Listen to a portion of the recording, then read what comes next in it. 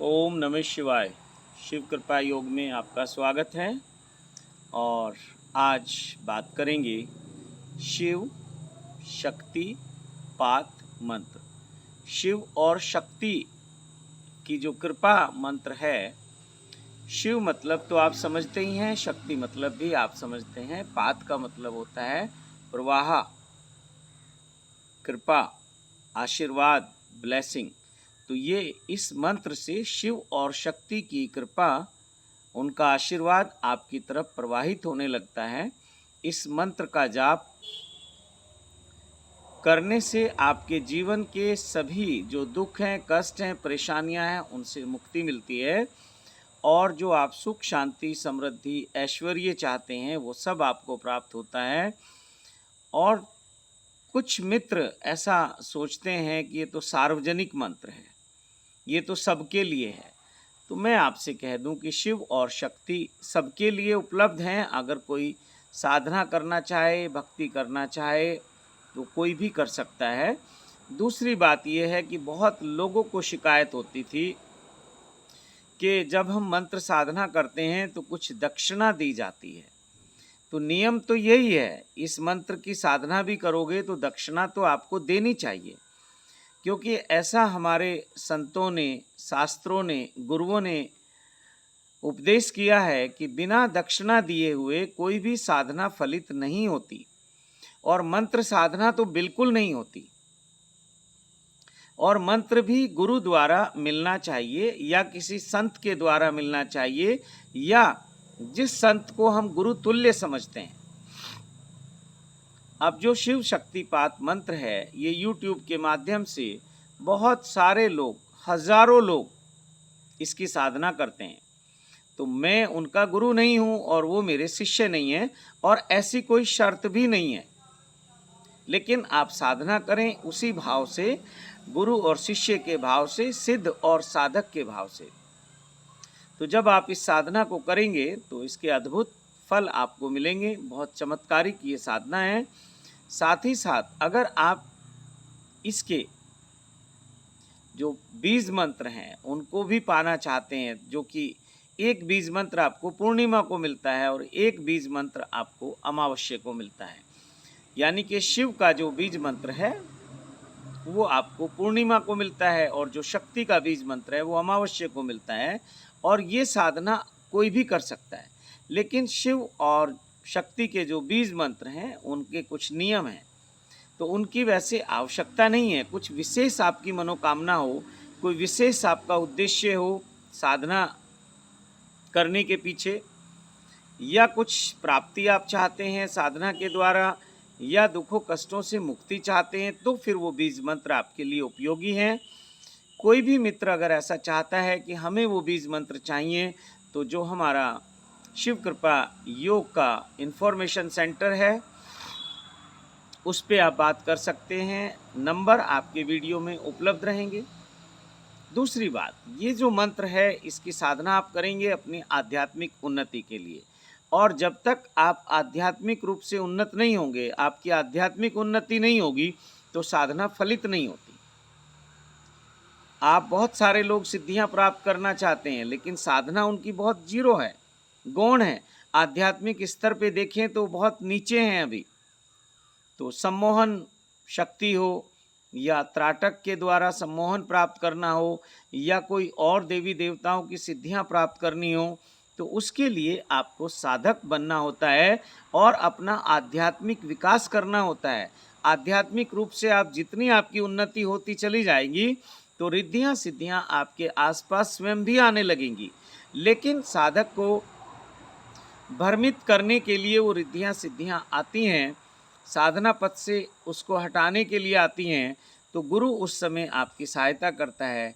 बहुत बार गुरु आपको सब कुछ जानते हुए भी अनजान बन जाता है, और बहुत बार गुरु आपको बहुत कुछ मिल जाता है तब भी आपको नहीं बताता, क्योंकि उससे कई बार अहंकार पकड़ने का डर रहता है।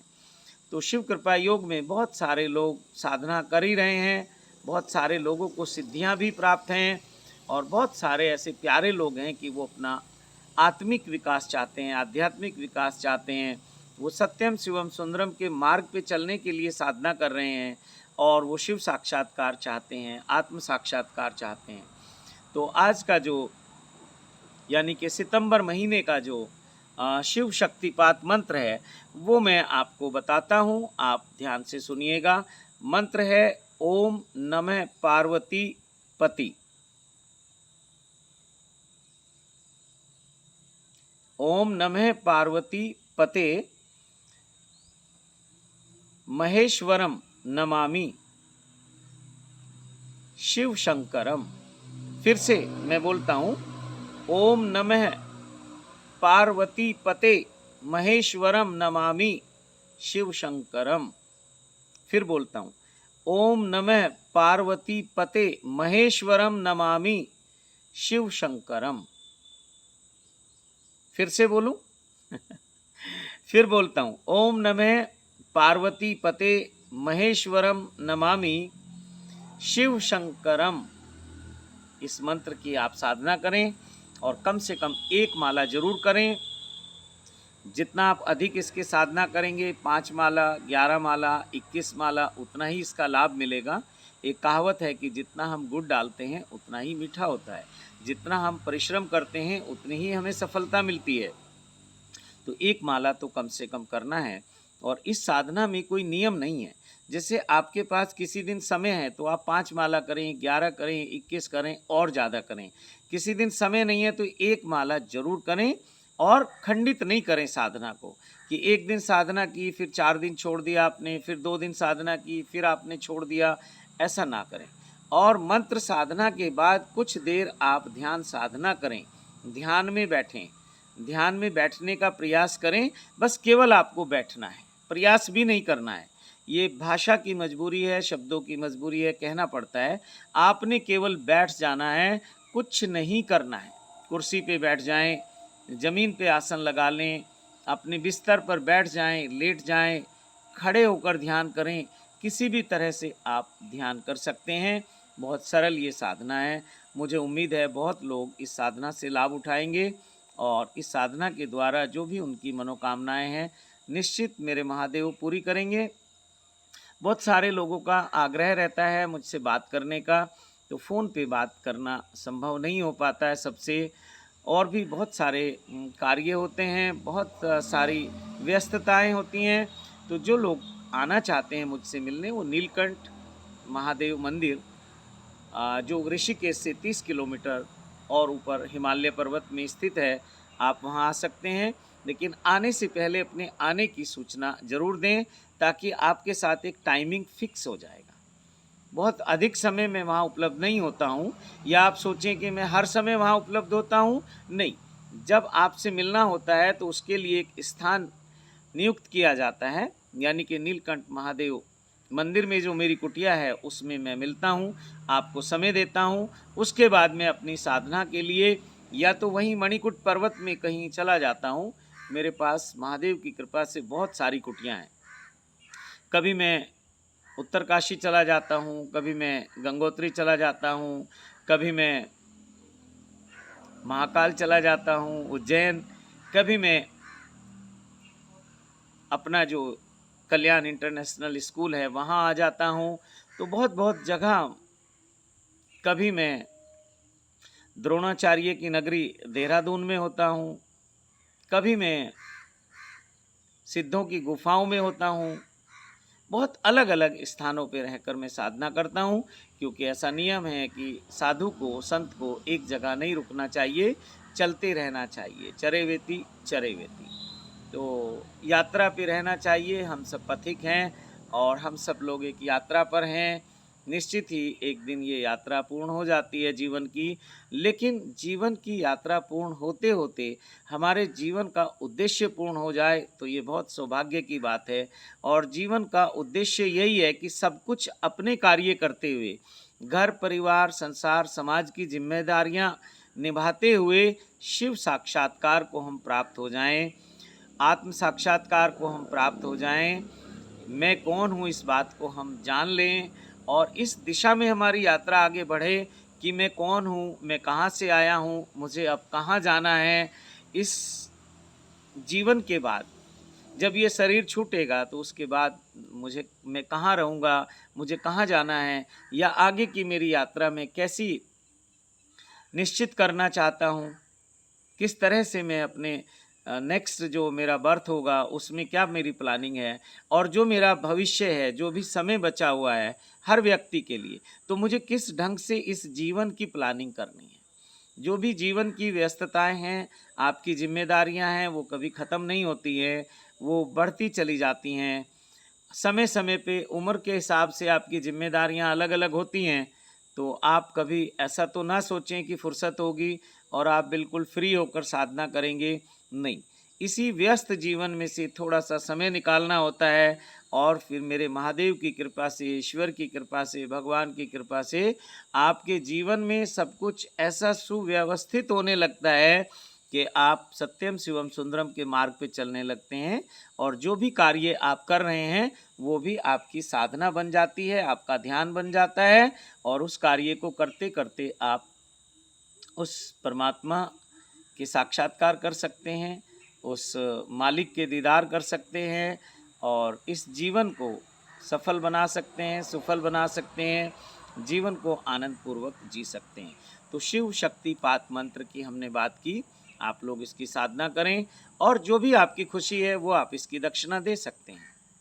सिद्ध मंत्रों में तो दक्षिणा फिक्स की जाती है कि इतनी दक्षिणा आपको देनी है, क्योंकि जो लोग साथ में सिद्ध मंत्रों की साधना करते हैं तो उनको फिर हर पूर्णिमा और अमावस्या को, जैसे अमावस्या को शक्ति का एक अनुष्ठान होता है, पूजा होती है, वो आपके निमित्त होती है, और पूर्णिमा को भी फिर एक पूजा होती है आपके निमित्त, आपकी मनोकामनाओं को लेकर, आपके जीवन के दुखों कष्ट और समस्याओं को लेकर, आप जो भी पाना चाहते हैं उस उद्देश्य को लेकर, मन चाहे वरदान को लेकर, वो सब होती है। तो सब कुछ संभव है, सब कुछ यहाँ आपको प्राप्त हो सकता है, लेकिन याद रखें योग्यता के अनुसार। तो अपनी योग्यता को बढ़ाते चले जाएं, अपनी पात्रता को बढ़ाते चले जाएं, फिर आप जो चाहते हैं वो सब कुछ यहाँ उपलब्ध है, सब कुछ आपको मिल सकता है। ऐसा बिल्कुल भी ना सोचें कि कुछ भी आपके लिए असंभव है। तो इसी के साथ अपनी वाणी को विराम देता हूँ। आप सबको शिव कृपा योग से जुड़ने के लिए, सत्यम शिवम सुंदरम के मार्ग पे चलने के लिए आप सबको आह्वान करता हूँ। आप सबको आप सबका अभिवादन करता हूँ। अभिमंत्रित ही मेरे मुंह से निकलने वाला था, तो आप सबको अभिमंत्रित मंत्रों की सिद्ध साधना करने के लिए भी आप सबको निमंत्रण देता हूँ। आप सबका अभिवादन करता हूँ, और किसी भी प्रकार की आपको कोई जिज्ञासा हो तो सेंटर के नंबर पर कॉल कर लें, और मुझसे आप कैसे फ़ोन पे बात कर सकते हैं वो भी आप सेंटर पे जान सकते हैं। तो बस यही आपसे निवेदन है कि थोड़ा सा समय निकाल कर साधना अवश्य करें। किसी भी संत के सानिध्य में, किसी भी गुरु के सानिध्य में, या किसी भी आध्यात्मिक व्यक्ति के सानिध्य में साधना करें, जहाँ आपको अच्छा लगे, जहाँ आपको उचित लगे। तो ठीक है, इसी के साथ मैं वाणी को विराम देता हूँ। और अगर आपको लगता है कि मैं एक अच्छा कार्य कर रहा हूँ, इस कार्य से और लोगों को भी लाभ मिलना चाहिए, तो इस वीडियो को आप शेयर करें, और इस मंत्र को ज़्यादा से ज़्यादा लोगों को देने का कार्य करें, और ज़्यादा से ज़्यादा लोगों को ये शिव कृपा योग जो हमारा चैनल है इसको सब्सक्राइब करने के लिए निवेदन करें, ताकि उनको हर महीने मंत्र मिलता रहे, और बहुत बहुत तरह की आध्यात्मिक जानकारियाँ शिव कृपा योग चैनल से आपको मिलती रहेंगी। तो आप ज़्यादा से ज़्यादा लोगों को जोड़ने का कार्य करें। जो लोग शिव शक्तिपात मंत्र की साधना कर रहे हैं उनसे मैं निवेदन करूंगा कि हर महीने कम से कम 10 लोगों को ज़रूर साधना के साथ जोड़ने का प्रयास करें, और इस शिव कृपा योग चैनल को सब्सक्राइब करवाएं, वीडियो को ज़्यादा से ज़्यादा शेयर करें। और फिर से मैं कह दूं कि कुछ भी असंभव नहीं है। बहुत लोग इस कारण दुख में हैं कि हमारे भाग्य में ही दुख है, ऐसा नहीं है। अगर आपके भाग्य में दुख है, आपके जीवन में दुख है, तो उसको सुख में बदला जा सकता है। आपके जीवन में कहीं कांटे हैं तो उनको फूलों में परिवर्तित किया जा सकता है। बहुत बार ऐसा होता है कि फूल भी हमारे पास है और कांटे भी हमारे पास हैं, लेकिन हम कांटों के साथ लड़ते रहते हैं और लहूलुहान होते रहते हैं, और फूलों से वंचित रह जाते हैं। एक दृष्टिकोण ये भी है कि कांटों से हम किनारा कर लें और फूलों को हम आलिंगन कर लें, तो फूलों की खुशबू से हमारा जीवन, जिसे कहते हैं सुख, शांति, समृद्धि, ऐश्वर्य, रिद्धि, सिद्धि, धन, ध्यान, ज्ञान, समाधि और शिव साक्षात्कार से परिपूर्ण वो जो सुगंध है, वो जो जीवन है, उसको हम जी सकते हैं, सत्यम शिवम सुंदरम के मार्ग पे चल सकते हैं और दूसरे लोगों को भी इस मार्ग पे चलने के लिए उनको आह्वान कर सकते हैं, उनको इस मार्ग पे चलने के लिए प्रेरित कर सकते हैं, प्रयास कर सकते हैं। वो चलें या ना चलें, उनकी मौज है। तो इसी के साथ आप सबको मेरे महादेव के, महादेवी के, सभी देव शक्तियों के, सभी सिद्धों के, सभी सिद्ध संतों के, सभी सिद्ध गुरुओं के और ब्रह्मांड में उपस्थित सभी देव शक्तियों के कोटि कोटि आशीर्वाद देता हूँ। ओम नमः शिवाय, ओम नमः शिवाय, ओम नमः शिवाय।